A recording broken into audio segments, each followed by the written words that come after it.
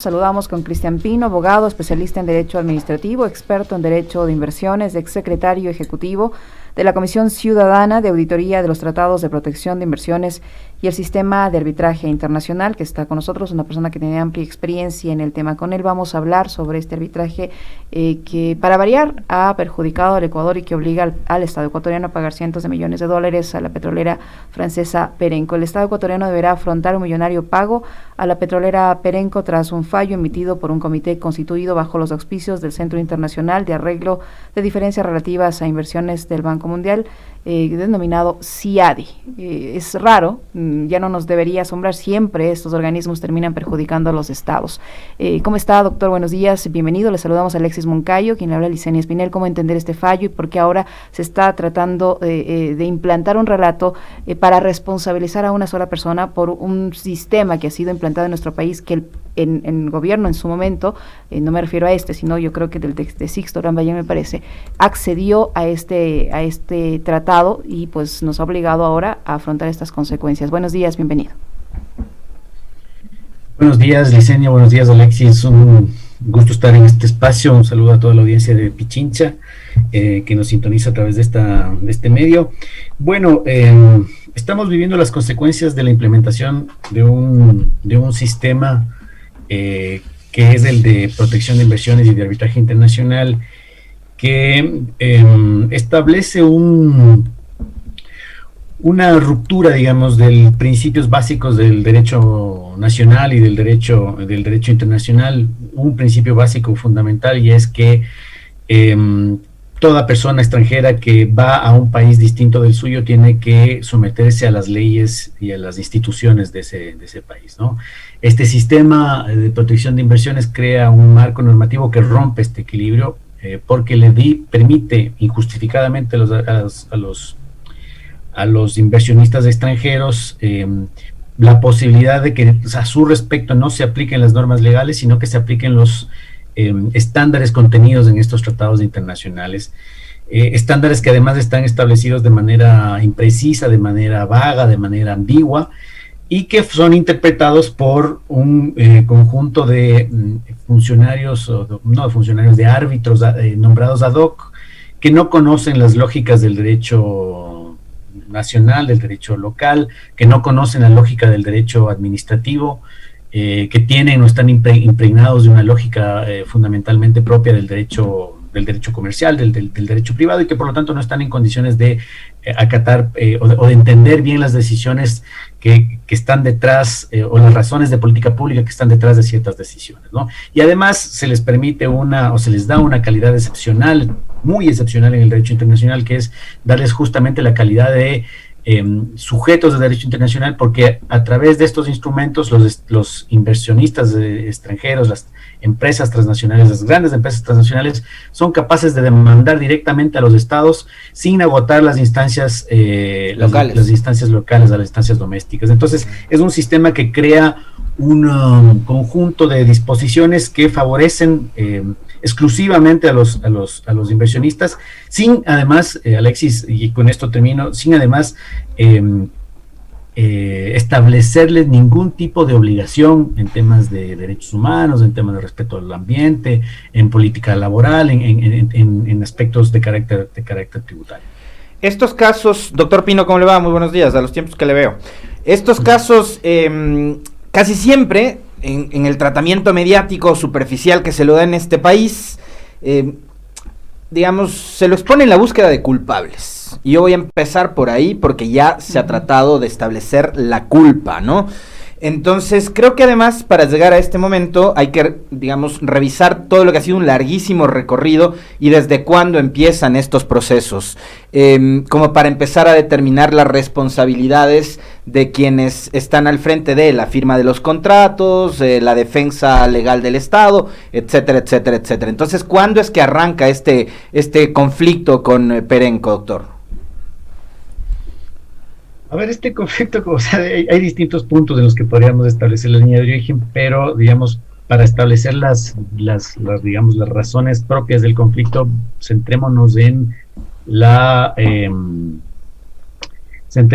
dictación o en la emisión de la ley 42, que es una ley que estableció un o reguló, digamos, la manera como debía repartirse las ganancias excedentarias, digamos, o que iban más allá del precio de equilibrio de los contratos, ¿no?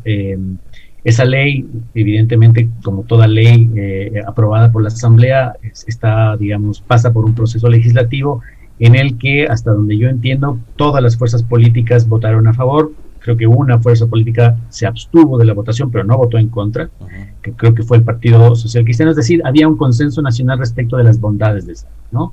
Después de esa ley fue demandada su inconstitucionalidad por no sé por qué lo hizo, pero lo hicieron la Cámara de Industriales de Pichincha.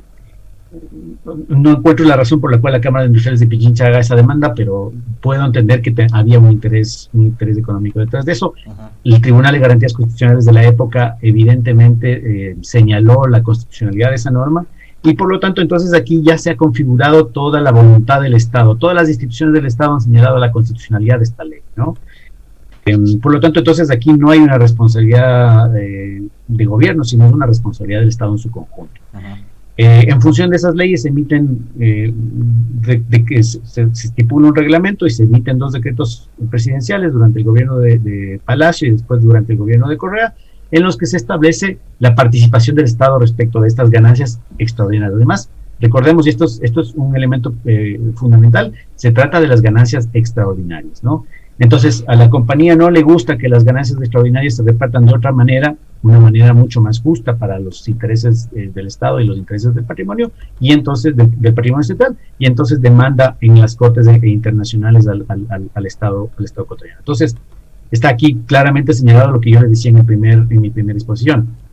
No respetan las leyes, se saltan toda la institucionalidad ecuatoriana, todos los órganos del poder público del Estado, poder legislativo, poder ejecutivo y órgano constitucional competente, establecen la legalidad y la voluntad del Estado en orden a avanzar hacia una nueva manera de repartir la ganancia petrolera o los excedentes de la ganancia petrolera, y sin embargo la Corte, o sea, la compañía se salta toda esa institucionalidad, toda esa normativa, nos demandan el extranjero, y en Washington 3 personas que no conocen la lógica del derecho público, que no conocen el derecho nacional, terminan tomando una decisión que se pasa por encima toda la legislación, la constitución y la institucionalidad de un Estado soberano. ¿Dónde están las responsabilidades? Las responsabilidades evidentemente no pueden estar en los funcionarios que, aplicando la ley, establecieron esta nueva forma de repartición, porque la ley no lo permite y porque además es evidentemente absurdo pensar que un funcionario que cumple y acata la ley está perjudicando a los intereses del Estado. Habría que buscarlo más bien en los funcionarios que negociaron y suscribieron los contratos petroleros, contratos en los que no se establecía, como debería ser la tónica normal en un contrato administrativo de esta naturaleza, en un mercado de precios tan volátiles como el petrolero, un seguro o una forma de aplicar una contingencia en caso de las ganancias extraordinarias, lo que termina poniéndole al Estado una camisa de fuerza que es incapaz de romper, sino o que tiene que utilizar mecanismos legales para poder salir de esa trampa puesta en el contrato. Allí deberían establecerse las responsabilidades por un lado. Y por otro lado, y esos contratos, perdón que le interrumpa, doctor, estos tratados internacionales que ponen al Estado en una situación de desventaja frente a las empresas. Doctor, ¿y esos contratos en qué años fueron, y en qué año y en qué gobierno fueron firmados? Yo entendería que esos contratos fueron firmados durante el gobierno de Yamil Maguad y del presidente Noboa. Es allí donde se hacen la firma de estos contratos, que recordemos además, Alexis, en ese momento el convenio del CIADI todavía no había sido ratificado por la Asamblea, y esto, digamos, nos lleva a otra historia, otra historia negra en las relaciones internacionales del país, y es que en 1986 se suscribe el convenio del CIADI, o la adhesión del Ecuador al convenio del CIADI, la voluntad del gobierno de adherirse al CIADI. Pero para que esa adherencia al CIADI, o esa adhesión al CIADI, se cumpla bajo todos los procedimientos establecidos en la Constitución de la época, tenía que ser ratificada por la Asamblea. Sin embargo, la Asamblea o el Congreso, el Parlamento, recién ratifica el convenio del CIADI en el 2002. Es decir, de 1986 al 2002 pasó mucho tiempo, y durante ese tiempo el canciller de la época le dijo al Banco Mundial que el convenio del CIADI ya había cumplido con todos sus procedimientos y requisitos en el derecho interno, cosa que no era cierto, designó árbitros, señaló compañías que podían ser demandadas ante el CIADI, ¿no? Y además se suscribieron contratos como con cláusula CIADI, cuando la cláusula CIADI todavía no era aplicable, porque no había sido aprobada por la Asamblea, lo que recién ocurrió en el año, si no estoy equivocado, en el año 2002. Entonces, en todo este cúmulo de acciones vemos una serie de actividades irregulares de ciertos grupos de poder que están empeñados en que el Ecuador entre a este sistema, ¿no? Sistema en el que evidentemente el Estado tiene las de perder, y no es una cosa que la dice Cristian Pinos, ex secretario de la Comisión de Auditoría de los Tratados Bilaterales, o el gobierno o los gobiernos de izquierda. Esta es una posición que está sostenida por muchas instancias a nivel gubernamental.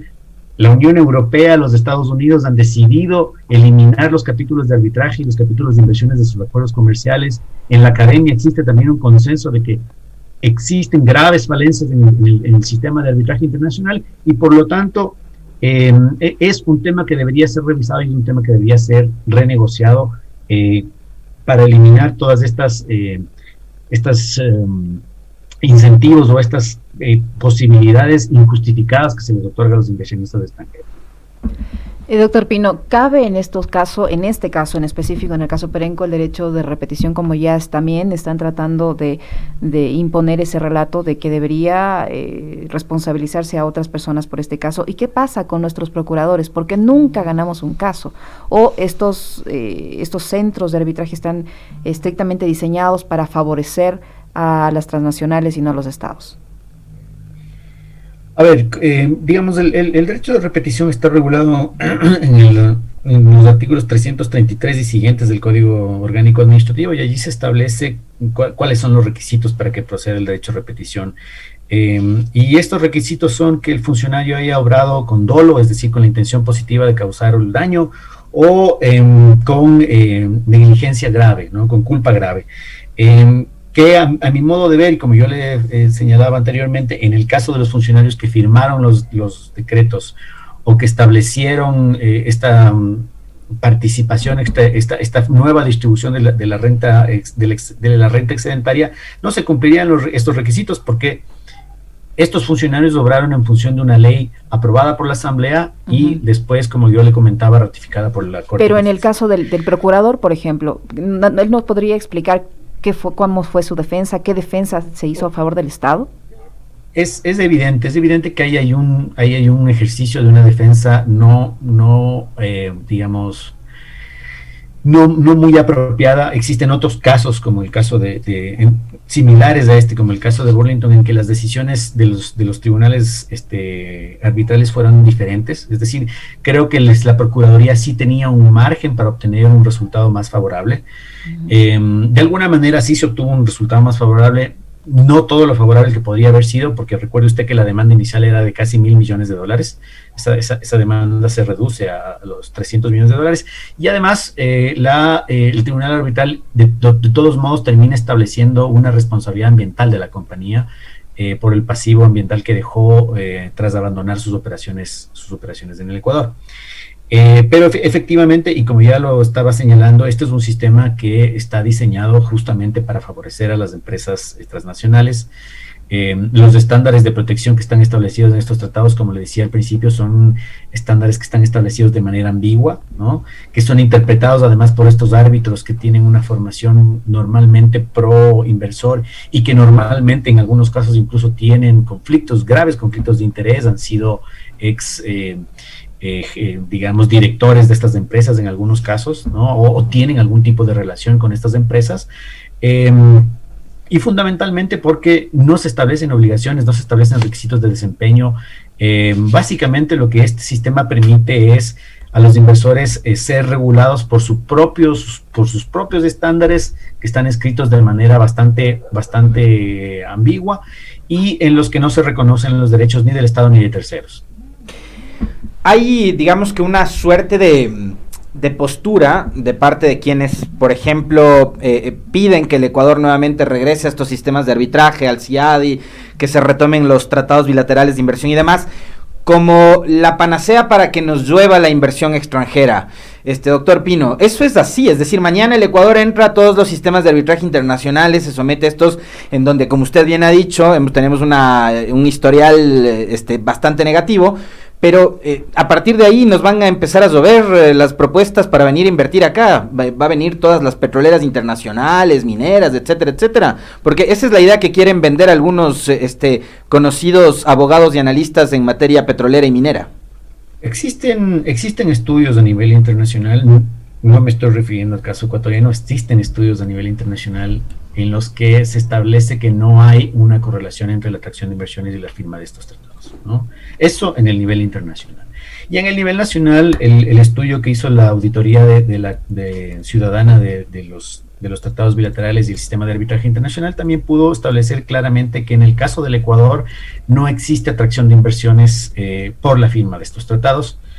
Los mayores, digamos, porcentajes o cúmulos de inversión extranjera que llegó al Ecuador durante el periodo que analizó CAITISA corresponden a países en los que no hay, con los que no hemos suscrito tratados bilaterales de protección de inversiones. Y en los casos en que llegó inversión, esa inversión no necesariamente generó trabajo, no necesariamente generó avances tecnológicos, no se quedó en el país, se fue a paraísos fiscales normalmente. Es decir, no existe un beneficio o una relación directa entre estos tratados y la atracción de inversiones. No en el Ecuador, tampoco en el resto del mundo, donde existen algunos estudios de investigación realizados por prestigiosos académicos que demuestran que no existe esta correlación. Por lo tanto, no es adecuado hacer ese señalamiento. Yo con esto no quiero decir que no tengamos que tener o establecer mecanismos para incentivar la atracción de la inversión extranjera, pero la inversión extranjera no llega necesariamente o por los tratados bilaterales de protección de inversiones. Además, Alexis, usted tiene que tomar en cuenta, y seguramente usted lo sabe, Licenia, la riqueza en recursos naturales no renovables que tiene el país en temas de minería o en temas de petróleo es un atractor inherente, natural de la inversión.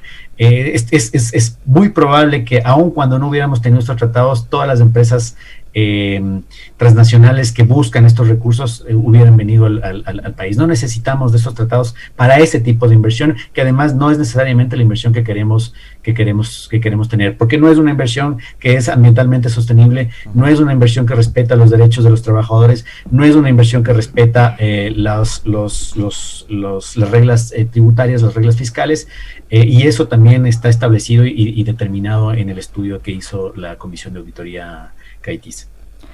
Doctor Pino, ¿se ha podido establecer el nivel de beneficio o de perjuicio de ser el caso de lo que ha tenido que pagar el Estado por estos laudos arbitrales frente a lo que ha recibido el Estado por el cambio en las condiciones de los contratos? En el caso puntual de Perenco, si uno hace el cálculo entre lo que el Estado pudo recuperar en función de la aplicación de los decretos y de la aplicación de la Ley 42, evidentemente el beneficio es bastante mayor que lo que en definitiva terminamos pagando por la indemnización a Perenco. Pero el beneficio hubiera sido mucho mayor, es decir, no tendríamos que estar condenados a pagar estos 400 millones de dólares si no hubiéramos en su momento suscrito estos tratados que son nefastos y que de todos modos usted puede, con este ejemplo, usted puede darse cuenta cómo estos tratados para lo único que funcionan es para hacer una suerte de seguro a todo evento de una inversión de una empresa transnacional, ante cualquier decisión de política pública que pueda adoptar un Estado. Y esto no solamente le pasa al Ecuador, le pasa incluso ya les está pasando a las grandes potencias, y por eso es que las grandes potencias han decidido no continuar con este sistema hasta que no se haga una profunda revisión de eso. Tenemos el caso, por ejemplo, de Australia, me parece, donde una tabacalera demandó una indemnización millonaria por una política pública relacionada con la publicidad del tabaco, ¿no? Una política pública de salud, ¿no? o en el caso de Alemania, que también cambió la política alemana en relación a la generación de energía radioactiva, y una compañía que realizaba ese tipo de gestiones en Alemania también terminó demandando al Estado alemán. Es decir, ya el mundo, ya los países desarrollados, ya las nuevas tendencias de materia de derecho de inversiones han puesto el ojo en el sistema de protección de inversiones, sobre todo en el sistema de arbitraje internacional, y hay un consenso generalizado de que sus estipulaciones tienen que ser drásticamente modificadas para salvaguardar los intereses comunes, los intereses colectivos, los intereses de la nación, los intereses de la salud, los intereses del ambiente, los intereses fiscales, etcétera, etcétera, etcétera. Yo ahí tengo dos preguntas, doctor Pino. A ver, la primera, o sea, estas empresas manejan cantidades inconmensurables de dinero, ¿no? Las petroleras, Oxy, Perenco, Chevron, etcétera. Tienen toda la plata del mundo, pueden contratar a los mejores bufetes de abogados, pagar 20, 30, 40 millones de dólares por honorarios, lo que sea. Y ahí, estos tribunales y quienes conforman estos tribunales, que por lo general son de A3, ¿son corrompibles o no son corrompibles? ¿No? Porque además nos hacen creer que solo en la región hay corrupción. En el primer mundo no, la corrupción no existe, a pesar de que Joe Biden también está promoviendo ahora mismo en Estados Unidos una legislación para combatir la corrupción. Estos tribunales son corrompibles por un lado, y por otro, ¿qué pasa con el rol del abogado del Estado en Ecuador? Tanto lo que ocurrió con Diego García antes como ahora con Íñigo Salvador. ¿Qué tan eficiente ha sido la defensa de parte del abogado del Estado ecuatoriano? A ver, en medio de la auditoría de este sistema que se hizo, se pudo establecer algunos elementos en relación a los cuerpos arbitrales, no solamente del CIADI, sino en términos generales. Muchos de los árbitros que han laudado en contra del Ecuador se han podido establecer y se han definido algunos conflictos, al menos algunos conflictos de interés. Es decir, se trata de personas que normalmente tienen una formación muy vinculada al derecho comercial privado, personas que además tienen una relación muy fuerte con las compañías para las cuales tienen que laudar, y además unos incentivos bastante perversos, diría yo, y es que, por ejemplo, los árbitros son ellos los que deciden sobre su propia jurisdicción, es decir, ellos deciden si es que un caso es arbitrable o no es arbitrable. Son ellos mismos, además, los que se fijan su remuneración, y su remuneración, Alexis, y este creo que es el punto más brutal, o que ejemplifica de mejor forma eso, su remuneración se determina justamente en función de la cantidad o del valor del juicio, que normalmente se determina por la indemnización que se reclama, ¿no? Es decir, si la indemnización que se reclama es de $1,000 millones, al árbitro le corresponde un porcentaje de esa indemnización que se reclama o que finalmente se termina determinando. Luego, entonces, no podemos hablar necesariamente de un procedimiento justo. Además, es un sistema que está establecido en una sola vía, es decir, imagínese usted que solamente los inversionistas extranjeros pueden demandar al Estado. El Estado no puede demandar a los inversionistas extranjeros. Los inversionistas extranjeros no tienen obligaciones, no se establecen en estos tratados de obligaciones a su respecto. Entonces, claramente estamos ante un sistema que tiene que ser revisado, que tiene que ser reformado, no cosméticamente, sino desde sus orígenes. Hay un procurador de estos temas en Estados Unidos que se llama John Cajali III, que le ha denominado a este sistema como el Far West del derecho internacional, es decir, como el viejo este del derecho internacional, en donde todo para favorecer a los inversionistas extranjeros vale. Entonces, esa frase creo que es muy ejemplificadora de lo que este sistema significa, y no es una cosa que le está diciendo, insisto, el ex secretario de Caitiza o un abogado de un estado emergente. Es un abogado que ha litigado en estos temas y que ha defendido los intereses de las transnacionales, pero que se ha dado cuenta de la grave afectación de este sistema a los intereses comunes, los intereses del Estado, ¿no? Doctor Pino, esta decisión ya es inapelable, es definitiva, ya no hay algún otro recurso al que pueda acceder el Estado. El presidente Lasso, su gobierno, ha dicho que el Ecuador, el Estado ecuatoriano va a respetar y honrar sus compromisos internacionales a pesar de las discrepancias jurídicas que hayan sido expresadas en este proceso, que se mantendrá en contacto con la compañía para encontrar alternativas de solución. ¿Cómo mira usted además de este pronunciamiento del gobierno ecuatoriano, doctor? A ver, en estricto rigor ya no hay nada que hacer, digamos. El procedimiento arbitral llegó a su término, a su fin, y además de eso, tal vez el último mecanismo que nos quedaba, que era el previsto en el Código General de Procesos, que tenía que ver con la ejecutabilidad del laudo ya en el país, que era la última barrera que teníamos, fue eliminada en alguna de las reformas legales que hizo el gobierno anterior. Es decir, se eliminó este prerequisito de ejecutabilidad conocido en el derecho como exequatur, que nos permitía en algunos casos, y siempre y cuando digamos, el laudo se hubiese dictado en contra del ordenamiento público, en contra del derecho público ecuatoriano, nos podríamos haber abstenido de ejecutarlo, ¿no? Sin embargo, como le digo, durante el gobierno anterior, en alguna de las tantas reformas legales que se hicieron, se eliminó esta posibilidad de exequatur, de manera que en este momento no tenemos ya ninguna fórmula de protección. Y esta reforma a la que me refiero, digamos, evidentemente está en el marco de todo un cúmulo de procesos, de reformas legislativas que buscan devolverle al Ecuador al sistema de arbitraje internacional, y que tiene un objetivo claro, y que es cumplir con las condicionalidades del Fondo Monetario Internacional, que busca en uno de sus capítulos favorecer los procesos de privatización de las empresas públicas, ¿no?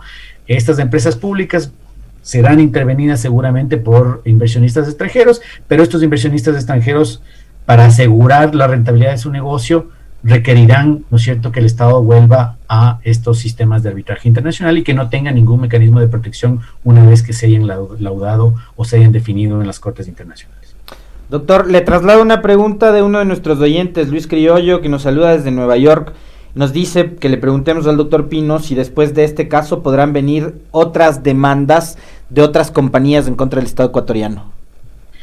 Sí, seguramente vendrán otras demandas. Recuerde usted que a pesar de que el Ecuador en el 2017 denunció los tratados, estos tratados tienen una denominada cláusula de supervivencia que permite que sus efectos jurídicos se prorroguen en el tiempo por plazos que van entre los 2 y los 15 años, ¿no? Dependiendo del tratado. Así de perniciosos son estos instrumentos.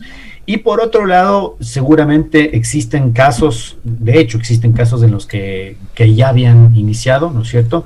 Recuerde usted que el caso Chevron, que es probablemente el más paradigmático en cuanto a la perversión de este sistema, no solamente para el Ecuador, sino en el mundo, fue resuelto en su fase, digamos, general hace un par de años, pero está en discusión todavía el monto de la indemnización, es decir, la definición del quantum de la indemnización, como se le conoce en estos términos, y que es definitivamente cuando nos van a decir cuánto le vamos a tener que pagar a Chevron por haber contaminado nuestra Amazonía, por haber depredado la vida y por haber alterado las condiciones de vida de las nacionalidades originarias de la Amazonía ecuatoriana. Este seguramente será la indemnización más onerosa que nos corresponda pagar. En el caso Chevron, este va a ser el mayor monto, dice usted.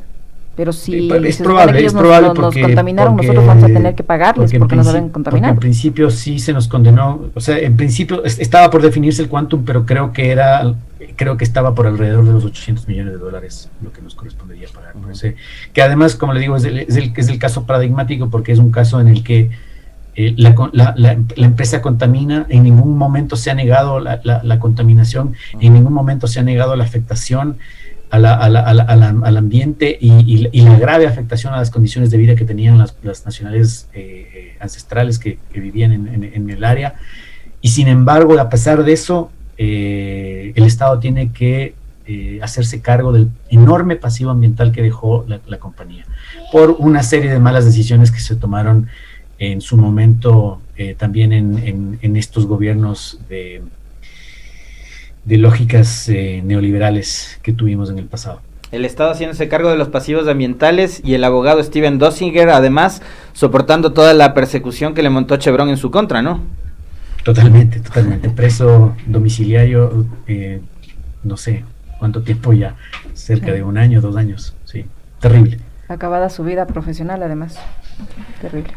Muy bien, 8:59, le queremos agradecer al doctor Cristian Pino por haber aceptado la invitación a este diálogo para conversar sobre la situación que atraviesa ahora el Estado ecuatoriano y lo que tiene que ver con este laudo arbitral nuevamente en contra del país que beneficia a una empresa transnacional, en este caso Perenco, Licenia. Nosotros con esto nos despedimos, ¿no? Así es, le agradecemos al doctor Cristian Pino, abogado, especialista en Derecho Administrativo, experto en Derecho de Inversiones, que ha estado con nosotros. Ustedes le han escuchado y pueden sacar sus propias conclusiones, analicen este caso, no se dejen guiar únicamente por un relato. Aquí tienen otra visión, ustedes saquen sus propias conclusiones.